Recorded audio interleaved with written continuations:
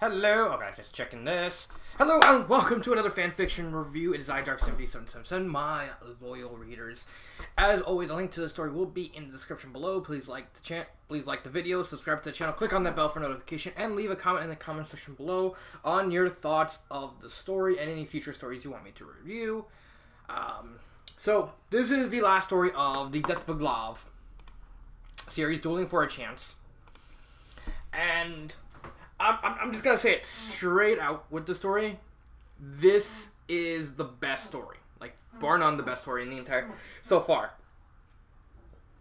I'll talk about the issues at the end because the issues are relatively minor in the whole grand scheme of things. So let's get started with the plot. The plot basically follows Sweetie Belle as she's struggling to figure out, oh, I'm not good at dueling, stuff like that. And then this mysterious bat pony called Night Stitch shows up, butters up Rarity, and then Suri Polymer. You remember Suri Polymer, the complete dirtbag from, I believe, the episode's called Rarity Takes Manhattan. I believe that's the name of the episode. Correct me if I'm wrong on the name of the episode.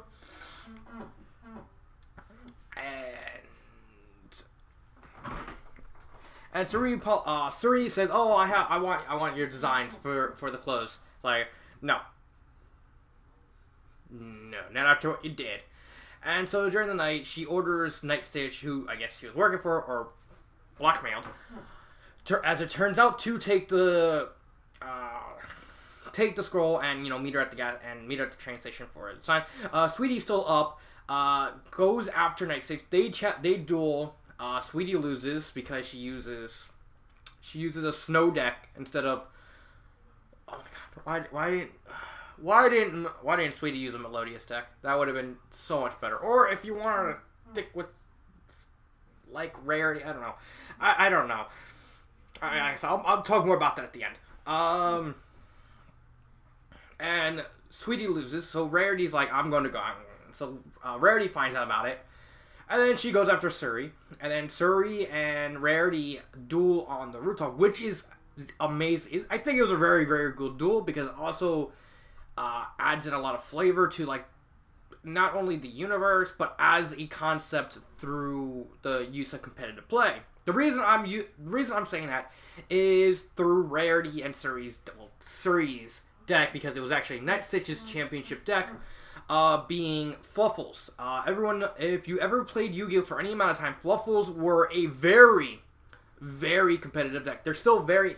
If you, all they really need is a Link monster to more likely be meta relevant again. They're like really, during like near the end of Arc V, they were seen as a really, really, really competitive deck. They were like up there. They were up there in the tier list. I think they were like in their prime. They were literally a tier 1 deck. So it makes sense. So that'd be like a meta-relevant deck. So thank God it's not selling nothing like Zodiac. Oh my god, Zodiac would be... Oh my god, that'd be annoying. And we see Rarity with Violons. Violons are something of a... more of a fan-favorite deck. They have beautiful artworks. But in terms of competitiveness, they were really never seen as very competitive outside of Omega Turbo.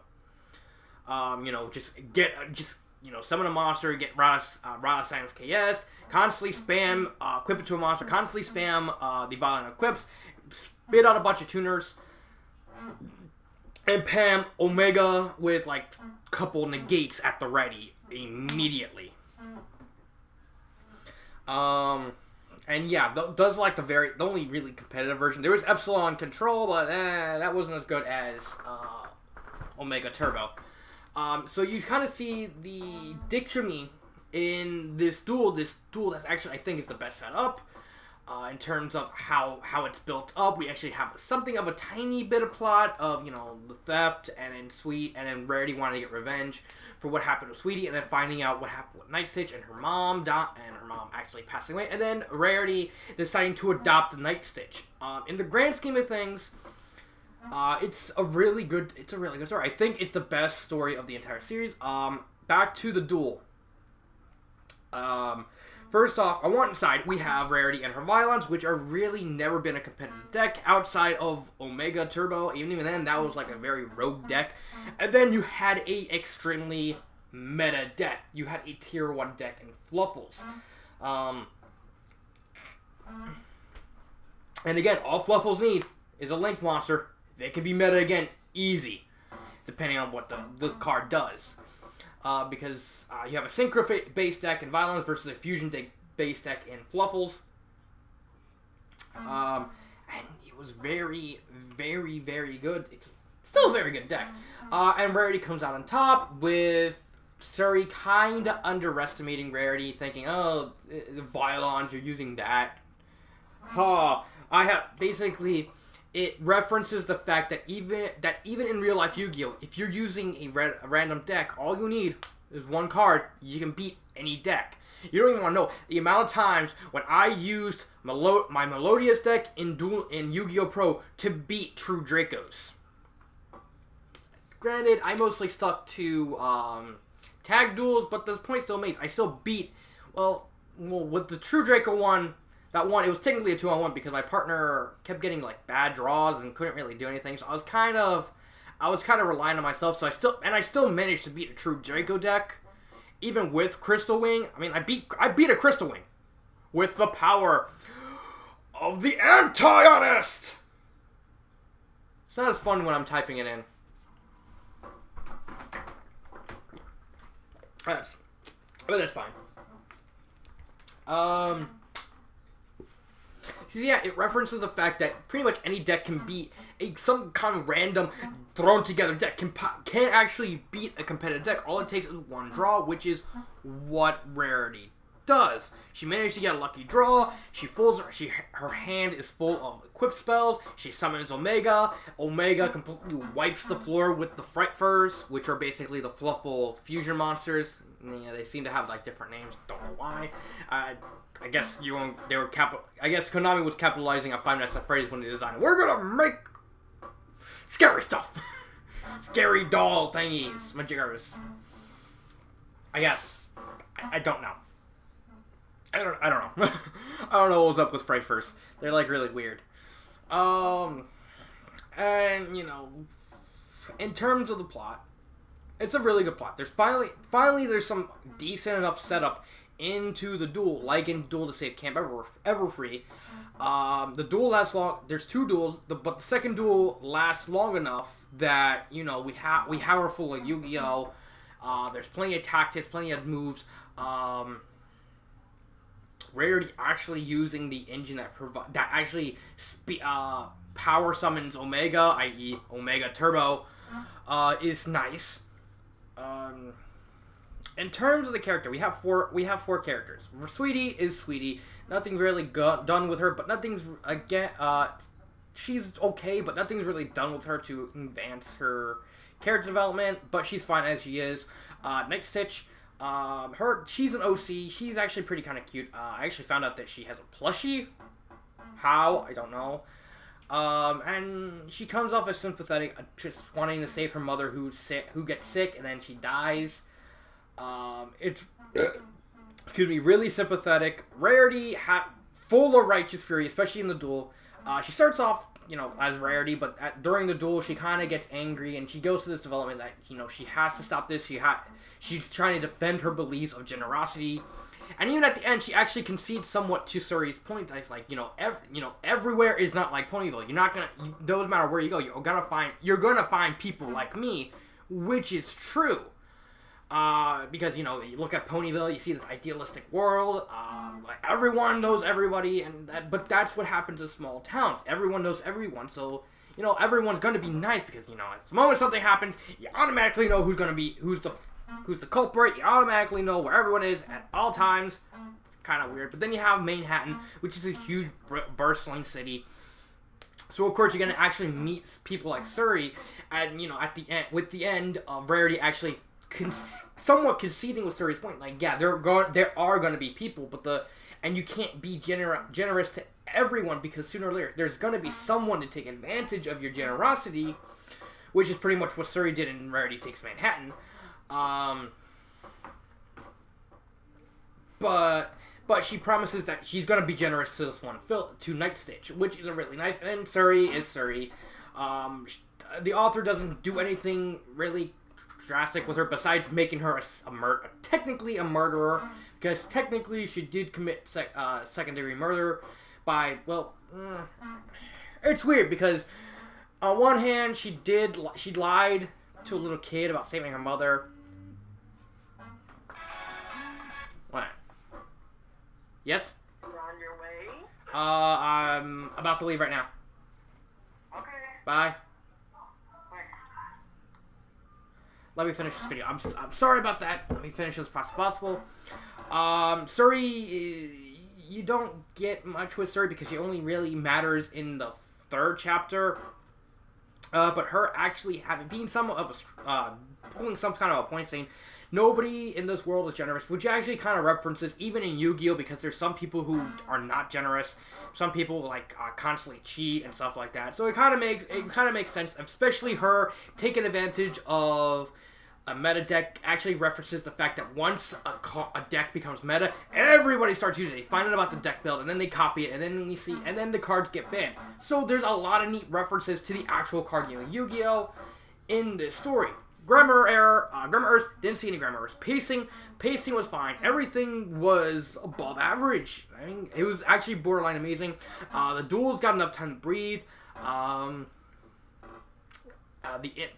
had a little problem with the imagery because of the simple fact it's not really the author's fault, it's the design of the Violons. Now, the Violons, if you ever... let me look up a Violon monster. I'll look up specifically Omega. Where is Omega? Here he is.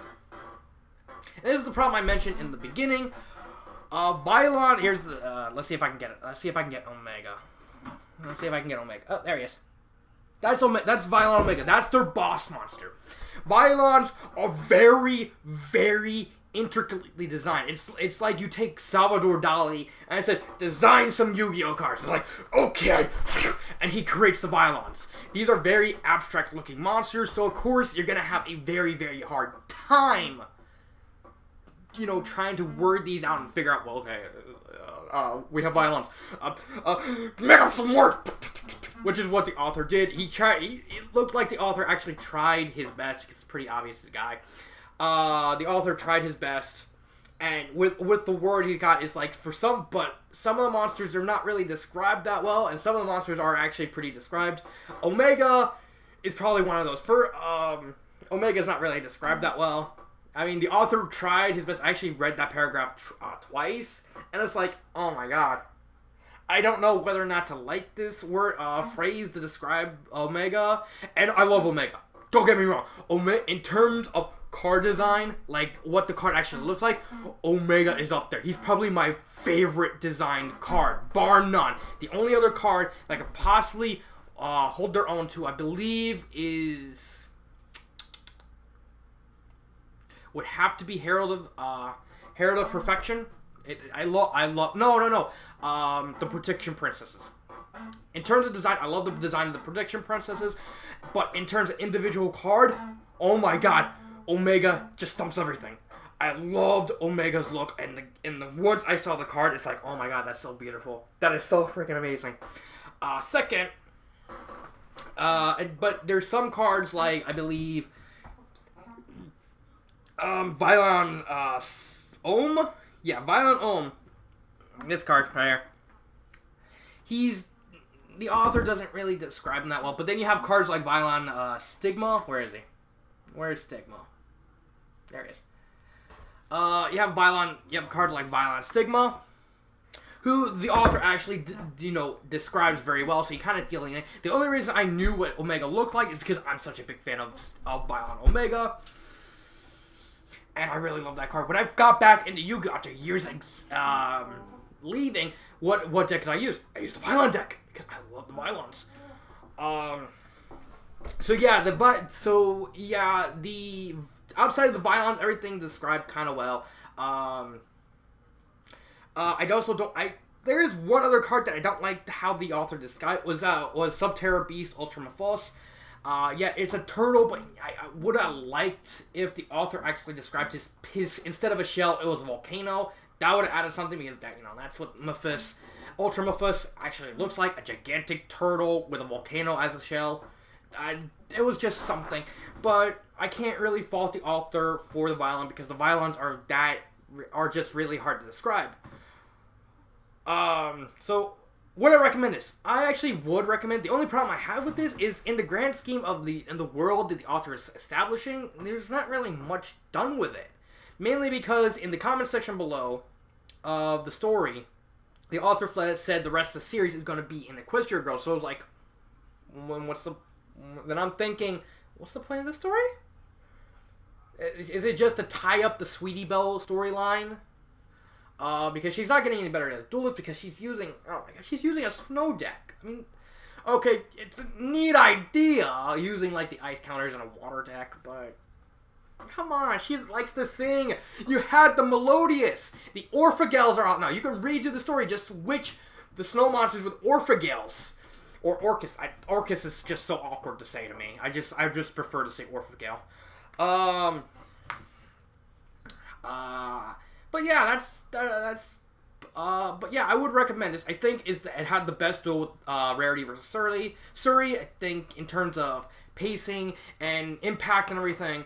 But in terms of the grand scheme of the series that the author is making, it's probably the least important next to Dueling for Dessert. You could probably throw it in there too, because at least Dueling for Dessert had a purpose of just establishing the world. And that's pretty much it. But in the grand scheme of things, I don't know what this accomplishes. And that's fine for just having a one-off filler. That's fine for what it is.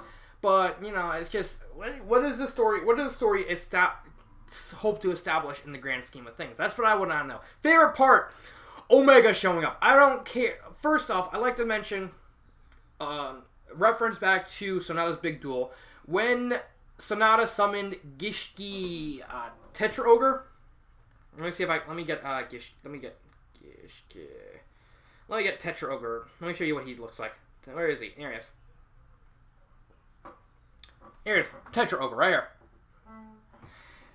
The author described Tetra Ogre as 4 stories tall, except for the fact, according to the lore, Tetra Ogre is not really that big. Zegalias is the biggest Gishki monster in the game. Well, with second being Mine August, believe it or not. And, well, you can kind of throw in Guts Kraken, but Guts Kraken is more tall than big. And even then, Zegalias is not even an actual Gishki. It's just the Gishki's taking the soul of Steel Swarm Hercules and turning it into a Gishki's, and then we get Zegalias. Shenanigans. And then we got Violent. And then we had Omega, which, for whatever reason, you made Tetra Ogre 4 stories tall, but then how you worded the paragraph describing Omega made Omega sound, like, puny. Like, and I'm like, Omega's... and if you don't know the lore of Duel Terminal, the lore pretty much states Omega is huge. Like, he's gigantic. Like, he's big... Like, he's actually bigger than how the author described Tetra Ogre. He's that big. So I'm like, okay, so we're gonna see, like, cutscenes of, like, all the people in Manhattan looking up to the sky and seeing Omega just drop down slowly. And it's like, and he's, like, roaring, and then it's like, and then Surrey getting a face like, it was at this moment that Surrey Palomare knew. She fucked up. But we got the wording describing a tiny Omega, but it's still pretty impactful. It's like, you know, it's Rarity finding out that, oh, it's pretty much Surrey technically killed a lady, tricked the little daughter into believing her mother could be saved, which was a dick move. And then and then using her righteous fury to summon Omega, that was freaking cool. And Omega, and come on. The moment I saw Rarity playing Violence, I knew Omega was gonna go show somewhere. He was gonna show up somewhere. And it's like, he did not disappoint, showing up and kicking so much ass, because come on, he's Violent Omega. He's freaking awesome. Summoning conditions of 2 tuners plus a non-tuner Violent monster, be damned. He's freaking awesome.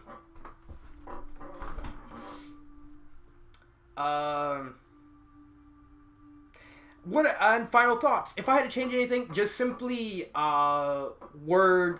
you could keep the descriptions on the violons better.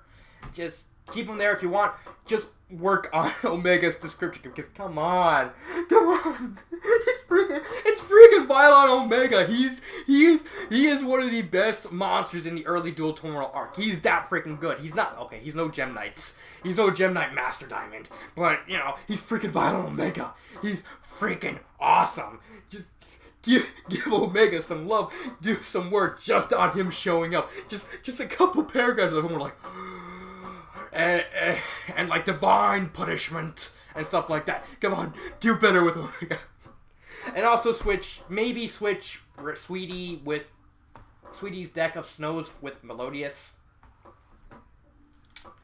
They just simply fit her better. Not so much. I don't think Snow's bad. I think, you know, the idea's there. The author actually said, let me see if I can find it.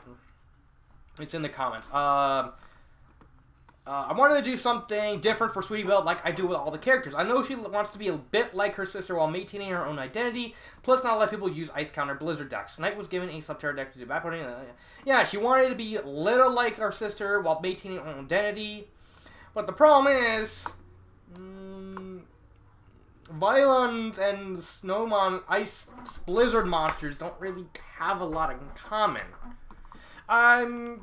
First off, one's a really abstract light deck, and the other one's like a really janky water deck that has, in terms of nothing really in comparison with